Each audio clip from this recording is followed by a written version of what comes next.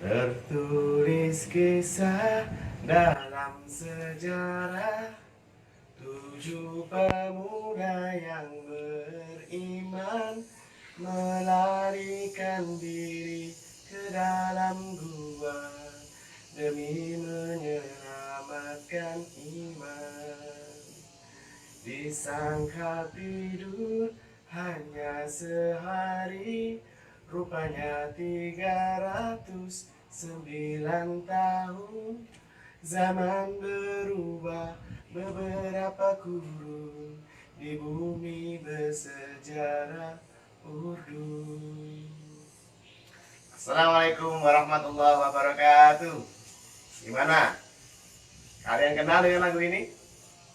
Ya, ini sebuah lagu yang dinyanyikan oleh kelompok nasyid namanya Raihan, berjudul Ashabul Kahfi, yang menceritakan tentang Ashabul Kahfi. Gimana para santri di rumah? Sudah mulai bosan belum di rumahnya? Sudah mulai boring enggak? Jenuh enggak di rumah? Ya, karena kalian sudah berapa lama? Sudah sebulan lebih ya. Nah, padahal Ashabul Kahfi itu juga melakukan lockdown. Lockdownnya itu selama 309 tahun. Kalian baru 1 bulan, ya. Jadi jangan pernah jenuh, jangan pernah lupa atau tidak kreatif dalam mengisi kalian dalam liburan. Oke, gimana caranya atau gimana ceritanya Ashabul Kahfi? Hari ini Ustadz akan cerita tentang Ashabul Kahfi. Kemarin kita sudah bercerita tentang pemilik 2 kebun di dalam surat Al-Kahfi ayat 32 sampai 41. Nah, sekarang Ustadz akan bercerita kepada kalian surat Al-Kahfi juga. Jadi Al-Kahfi itu punya banyak cerita. Nah, yang kedua ini surat Ustadz akan bercerita tentang Ashabul Kahfi. Kalian bisa temukan ceritanya di dalam surat Al-Kahfi ayat 9 sampai dengan 27. Nah, kalian bisa cerita, bisa baca, dan kalian bisa renungkan arti dan maknanya yang Allah sebutkan di sini. Ya, kita mulai ya ceritanya ya, dengarkan. Jadi di Ashabul Kahfi itu salah satu cerita tentang 7 pemuda yang mempertahankan iman. Nah, dulu sekali, jadi pada zaman Kaisar Romawi, ya, saat orang-orang itu senang ya berperang begitu. Nah, ada seorang kaisar namanya Dictius, ya, seorang kaisar Romawi Dictius. Dia sangat galak sekali, dia sangat kejam, ya, sampai-sampai orang-orang yang tidak sependapat dengan dia bunuh. Ya, Kaisar Dictius itu mengumumkan dan kepada semua rakyatnya bahwa mulai hari ini dia memerintah harus tunduk kepadanya. Dan salah satu perintahnya adalah semua rakyat Romawi yaitu harus menyembah terhadap berhala-berhala Yunani. Kalian tahu berhala-berhala Yunani kan? Berhala Yunani ada namanya Ares, ada Athena, ada ya macam-macam berhalanya dalam bentuk patung-patung seperti itu. Ya, karena saking kejamnya ya, jadi semua rakyatnya, tentaranya disuruh untuk mencari siapa yang tidak mau menyembah kepada berhala-berhala ini. Ya, Dictius namanya. Wah, kejam sekali. Pokoknya disiksa kalau nggak mau. Ya, nggak mau menyembah patung-patung Yunani. Nah, pada suatu saat, jadi di dalam Ashabul Kahfi itu ada 7 pemuda. Kalian tahu nggak namanya siapa? Nah, namanya itu ada 7. Yang pertama Martius, ya. Yang kedua, ya, Castulus, ya. Terus yang ketiga ada 7, ya.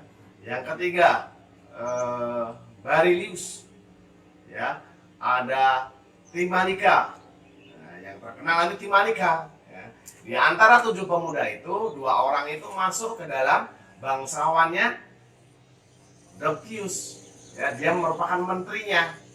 Ya, siapa 7 pemuda ini? Ternyata 7 pemuda ini adalah orang-orang yang masih menganut agama Isa Al-Masih. Nabi Isa Al-Masih, dulu ini Nabi Isa Al-Masih mengajarkan tauhid. Allah, sembahlah Allah. Ya. 7 orang pemuda ini salah satunya. 2 di antaranya adalah pegawai atau menterinya Dictius, ya, kaisar Romawi yang sangat kejam. Ya. Pada suatu saat Kaisar Dictius mengadakan pesta besar karena dia melihat semua rakyatnya sepertinya menyembah berhala-berhala Yunani. Dia sangat senang sekali mengadakan sebuah pesta. Wah, hura-hura ya, boys. Banyak minuman, banyak makanan, ya. Lampu bergelapan di sana semari, ya. Wah, dia senang. Nah, ketika dia menghadiri upacara itu, kesenangan itu, tidak terlihat 2 menteri ini. Wah, 2 menteri ini kemana ini? Dia bilang, tanya, kamu pengawal, mana si Martius? Mana si namanya Danitius? Ya, 2 orang ini kemana ini? Suruh nyari. Ya, akhirnya dicari keliling kota, tidak ketemu. Ya, ternyata 2 orang itu datang tapi pulang lebih awal. Ya, karena dia tahu nanti akan ada penyembahan-penyembahan. Padahal dia adalah pengikut Nabi Isa alaihissalam, dia pengikut tauhid. Makanya dia pulang lebih dahulu, takutnya nanti ketahuan kalau dia menyembah selain patung-patung atau berhala Yunani. Nah, sampai di rumah, ya, ada ayahnya, dimarahin lah si Martius ini, dimarahin. Kenapa tidak mau menyembah? Nanti dia akan dipenggal, nanti dia akan dibunuh oleh Kaisar Dictius. Ya. Tapi karena keimanannya yang tinggi bahwa dia percaya pada Allah, maka akhirnya dia itu tidak mau kembali lagi ke pesta tersebut. 2 orang itu. Nah, sedangkan yang lain, teman-temannya, yang 3 adalah teman-temannya dari pedagang, bukan dari kerajaan, dari pedagang. Ya. Dengan yang satunya lagi yang ke-7 itu adalah tim Lika. Tim Lika itu adalah seorang pengembara. Ya, pengembara itu artinya dia musafir, jalan-jalan kemana gitu ya. Salah satunya itu. Nah, ketika diumumkan yang sudah tahu loh, sudah pulang, wah ternyata menterinya ada yang lapor, ya Raja, saya pernah melihat Martius dengan yang lainnya itu bersekongkol dan sepertinya mereka itu tidak mau menyembah Tuhan kita. Jadi gimana Raja? Wah, marah besar langsung Raja. Wah, kurang ajar nih. Siapa ini teman-temannya? Disebutkanlah satu-satunya 7 orang pemuda ini. Ya. Terus pemuda itu memanggil ya 7 orang ini. Kesini, panggil, diseret sama mereka ke kerajaan. Tanyain satu-satu. Kamu kenapa? Ya. Nah, tapi akhirnya ketika ditanya kenapa kamu menyembah berhala? Salah. Kenapa kamu menyembah Allah, menyembah tauhid, menyembah selain berhala? Kamu nggak mau menyembah berhala kita? Ya, dijawab sama teman-temannya ini, termasuk tim Lika.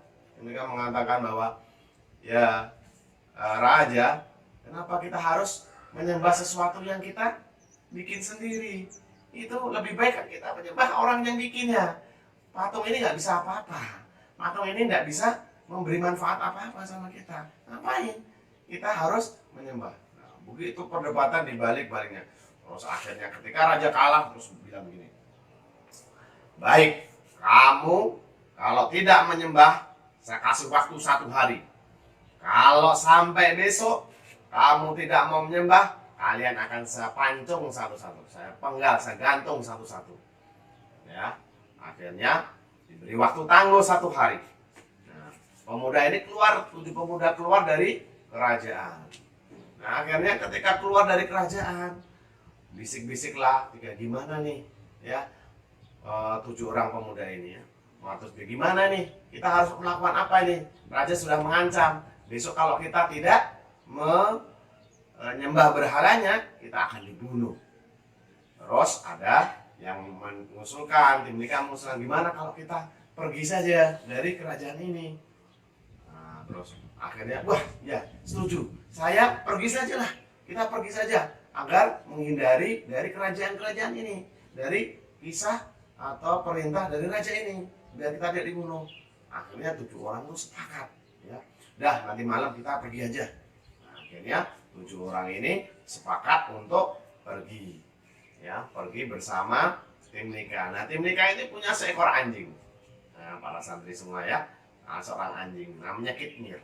Nah, jadi karena dia pengembara membutuhkan petunjuk, penjaga gitu ya, namanya Kitmir, ya, untuk berburu dan sebagainya.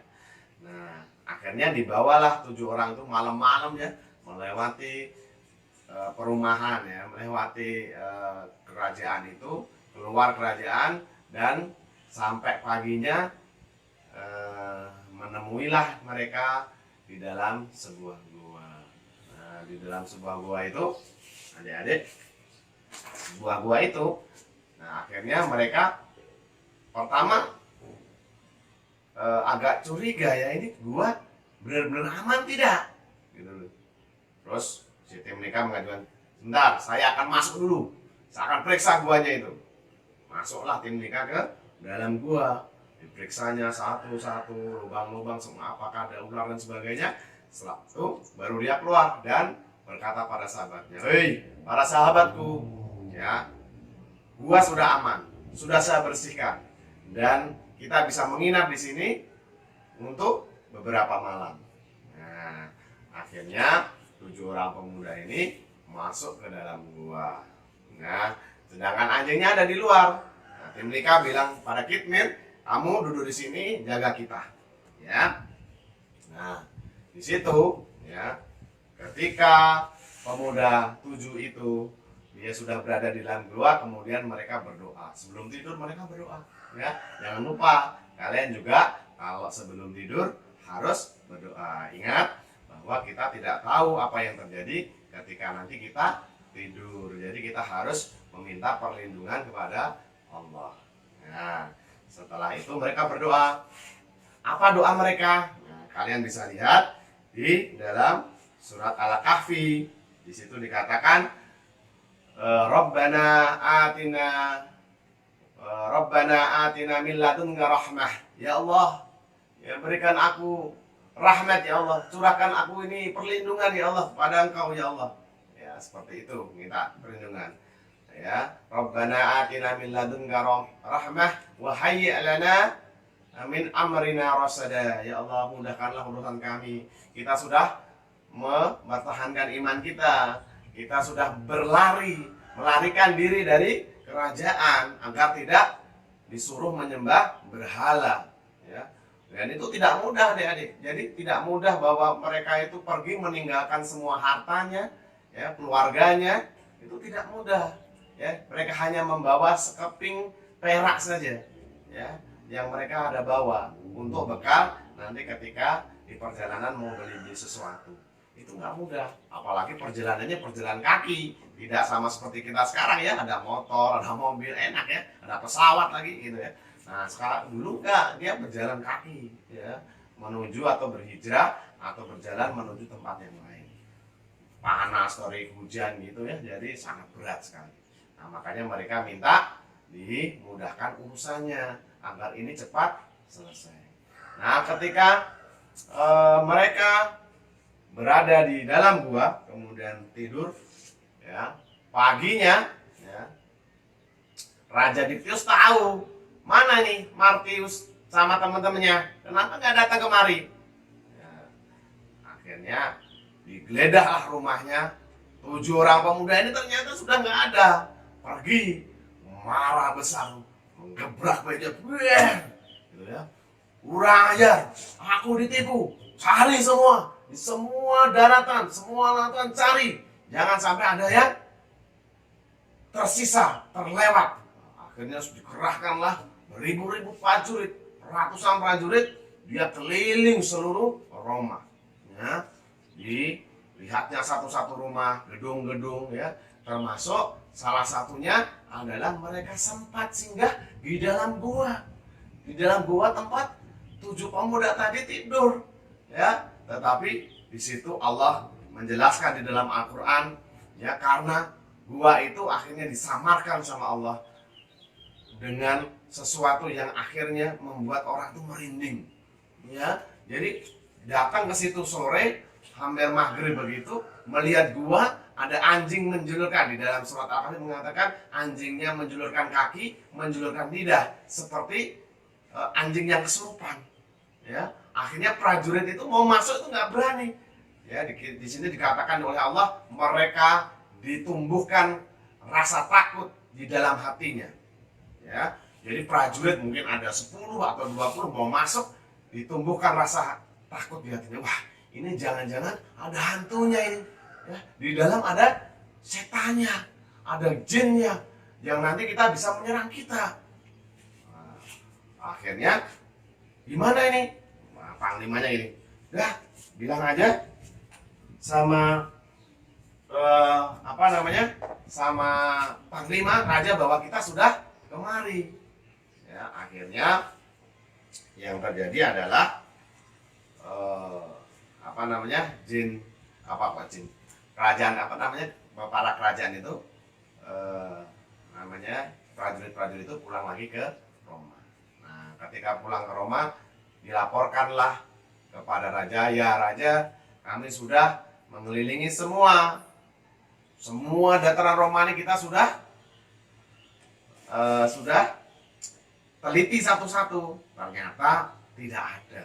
Wah, akhirnya dengan rasa kecewa Raja Dictius mengatakan, ya sudah, berarti kalau memang sudah tidak ada, besok coba kita akan cari lagi. Nah di dalam gua ya, mereka tidur, ya, kata Allah 309 tahun, 300 ditambah 9 tahun, 300 waktunya tahun Masehi, 9 tahun waktunya Komariah. Jadi 309 itu kalender Komariah, ya, dengan perhitungan bulan Hijriah, sedangkan 300 adalah kalender Syamsiah. Ya, di situ loh, kok bisa dia 300 tahun di situ tidak termakan atau tidak jadi bangkai. Ya, Allah menjelaskan, ya, kamu nggak usah takjub dengan hal itu. Kenapa? Allah itu apa yang dikehendakinya bisa, yang lebih hebat daripada itu bisa. Ya, ternyata diceritakan di dalam surat Al-Kahfi kenapa mereka tetap bisa hidup, ya, bisa hidup sampai beberapa zaman. Ternyata sudah disetting, ya, sudah dikreasi sama Allah bagaimana mereka itu bisa hidup di sana.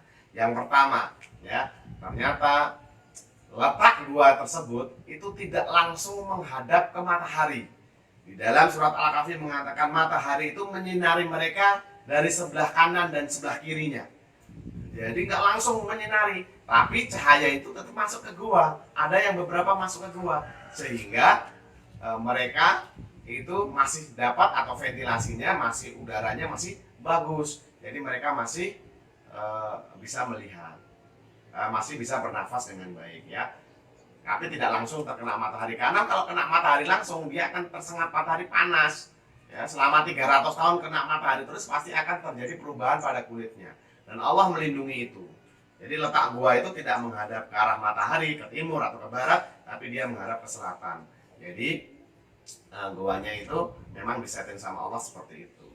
Yang kedua, ya, dikatakan di dalam surat Al-Kahfi ini bahwa mereka dibolak-balikan sama Allah. Jadi mereka itu tidur menghadap ke kanan, menghadap ke kiri, nanti berbolak. Jadi tidak menetap satu sekali.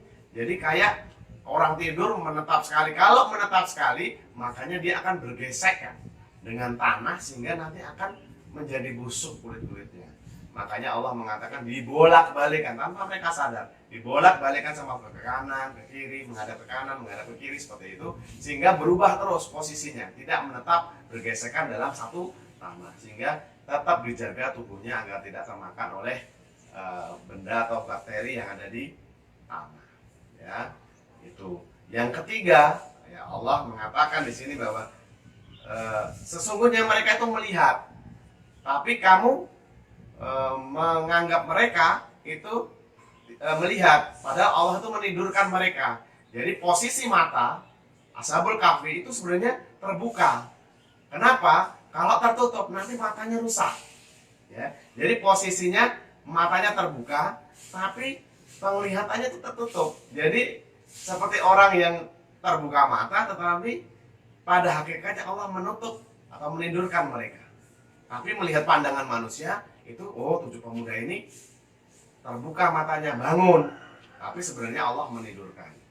Ya, di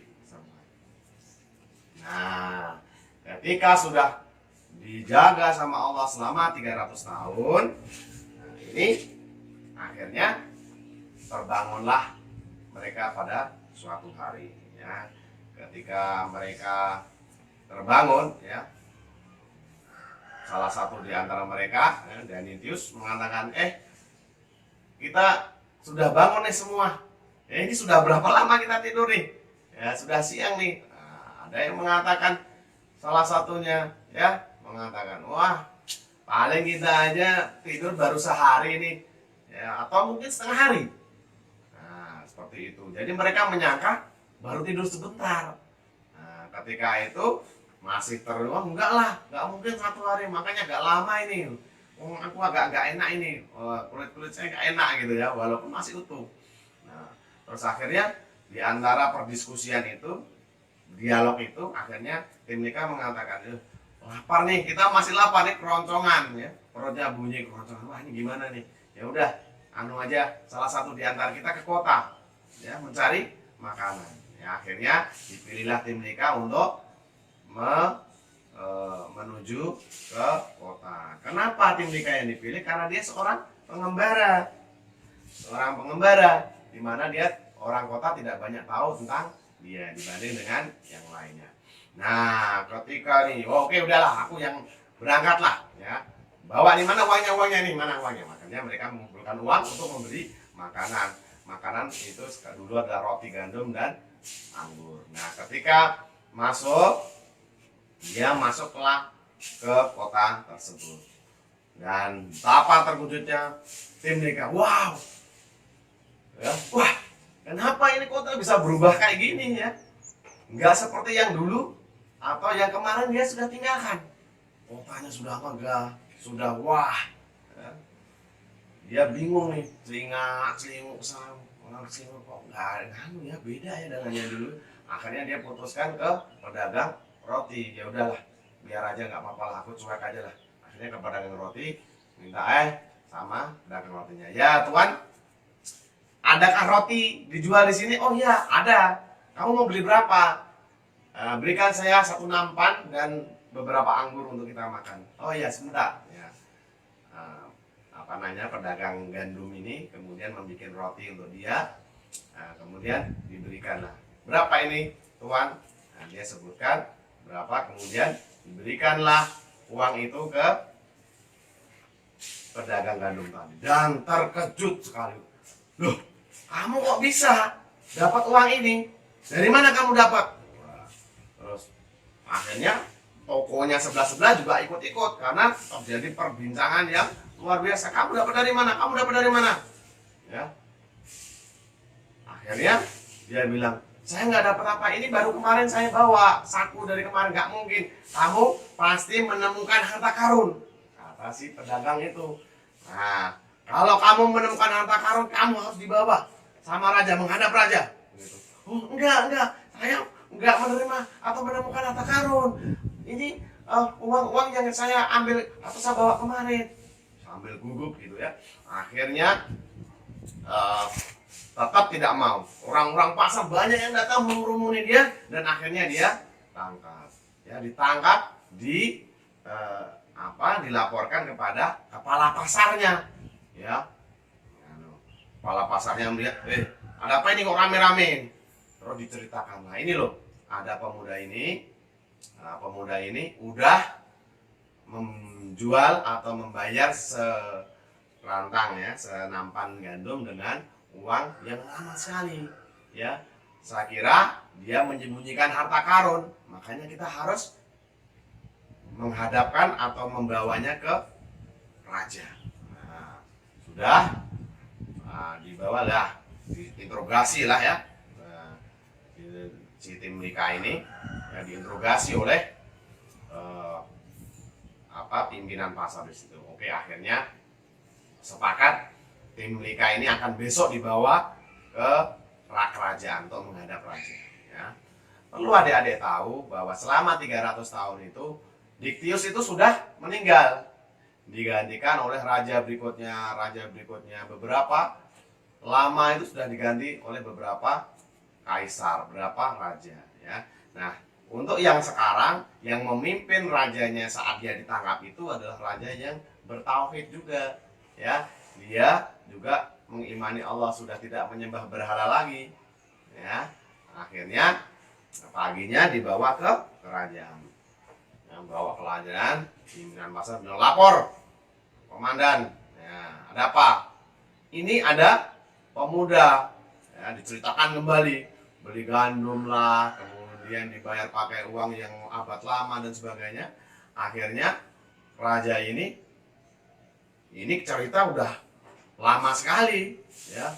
Loh, dulu saya pernah dengar cerita bahwa ada pemuda yang lari, kemudian menghilang begitu, tidak ditemukan.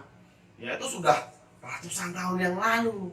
Terus ditanya-tanya lagi, dan ketika ditanya-tanya lagi, raja bingung nih, ya. Kemudian dia tanya sama orang ini, kamu pernah kenal kerajaan ini? Dia bilang, saya kenal kerajaan ini, dulu saya pernah tinggal di sini, tapi bentuknya nggak seperti ini. Coba saya ingin tahu, kalau kamu memang benar-benar 7 pemuda itu, tunjukkan di mana dulu letak kamu. Nah, salah satunya tim Lika ini dibawa ke salah satu, ya dulu kan ada teman-temannya di kerajaan gitu ya. Salah satunya kan tadi kita ceritakan Martinus ya. Kemudian dia menuju ke rumah Martinus. Di situ diketuklah pintu ya. Di kerajaan itu tidak hanya cuma satu rajanya saja. Rajanya ada di istana, di kelilingnya ada menteri-menterinya, yang rumah-rumah menteri di situ. Nah, kemudian diketuklah pintu itu, kemudian si tim Lika menanyakan, ini rumah teman saya sekarang sudah ada di gua di sana. Nah, namanya Martinus. Nah, kemudian diceritakanlah. Nah, ternyata yang ada di rumah itu adalah cucunya Martinus yang sudah tua, yang umurnya sudah mungkin 70 atau 80 tahun, sudah jenggotnya besar, sudah bungkuk gitu ya. Itu cucunya Martinus. Dia menceritakan ciri-cirinya. Nah, akhirnya, oke, kalau begitu besok teman-temanmu suruh bawa saya menghadap raja. Ya, akhirnya dikawallah si tim Lika ini menjemput teman-temannya yang 7 orang itu di gua. Setelah dijemput, dengan kuda ya, karena ini sama-sama dia sudah rajanya jadi raja tauhid, jadi diberikan keistimewaan ya. Akhirnya 7 orang pemuda dibawa ke kaisar dan ditanya lagi, dan si cucunya tadi juga didatangkan, betul nggak ini adalah kakek buyutnya? Kakek buyutnya lebih muda dibanding dengan cucunya ya. Nah, seperti itu, karena dia tertidur 300 tahun tadi. Nah, ketika sudah ketemu ternyata cucunya bilang, oh iya, ini adalah kakek buyut saya ya. Ciri-cirinya dan ceritanya sama dengan apa yang pernah diceritakan sama ayah saya. Nah, ketika sudah akhirnya gitu, bertasbihlah semua kerajaannya, karena kerajaannya itu banyak orang-orang yang sudah bertauhid, kembali ke ajaran Nabi Isa alaihissalam. Ya, akhirnya semua kerja, ya Allah, ya beristighfar, begitu keajaiban terjadi. Bagaimana seseorang bisa tidur 300 tahun. Akhirnya mereka bertujuh ditawarkan, gimana kalau kalian tinggal di sini? Enggak, dia bilang, mereka menolak, kita akan pergi saja. Mereka pergi, menolak semua tawaran dari raja untuk hidup mewah itu. Kemudian mereka balik ke gua. Di dalam gua mereka berdoa, ya Allah, kita sudah cukup melihat kebesaran-Mu ya, maka matikanlah kami dengan kita ingin pulang menuju kehadiran-Mu. Akhirnya mereka tidur dan diwafatkan semua sama Allah dalam waktu itu. Nah, akhirnya ketika beberapa lama ada orang musafir begitu datang ke gua, melihat mereka sudah meninggal semua, dilaporkanlah kepada raja, dan raja akhirnya membawa pasukannya menuju gua itu dan melihat mereka sudah meninggal semua. Makanya di dalam surat Al-Kahfi mengatakan, maka setelah ini dirikanlah bangunan di atasnya untuk mengenang bahwa dulu pernah ada orang atau kekuasaan Allah terhadap manusia yang bisa menghidupkan ya selama 300 tahun. Nah, demikian adik-adik, demikian para santri, ini cerita Ashabul Kahfi ya. Apa yang menjadi makna dari cerita ini? Yang pertama, tidak ada yang tidak mungkin bagi Allah. Bahkan ini mengindikasikan bahwa untuk membangkitkan manusia setelah mati nanti itu gampang sekali. Cerita Ashabul ini termaktub di semua kitab di dalam kitabnya manusia. Ya, jadi kalau kita mati nanti gampang buat Allah untuk menghidupkan kembali. Ya, seperti Ashabul Kahfi yang 300 tahun dihidupkan kembali tanpa ada celah sedikit pun, dia bisa menghidupkan. Yang kedua, hikmahnya adalah kita harus tetap mempertahankan iman bagaimanapun kondisinya, bagaimanapun tekanannya, sehingga kita bisa tetap menjaga iman kita dengan baik. Ya, itu saja yang Ustaz Aris ceritakan pada hari ini tentang Ashabul Kahfi. Tetaplah kalian menguatkan iman walaupun ya diterpa oleh kejaman, dipaksa dan sebagainya. Tetaplah mempertahankan iman agar kalian bisa masuk ke surga dan menikmati keindahan surga bersama orang-orang yang beriman. Afu minkum. Assalamualaikum warahmatullahi wabarakatuh.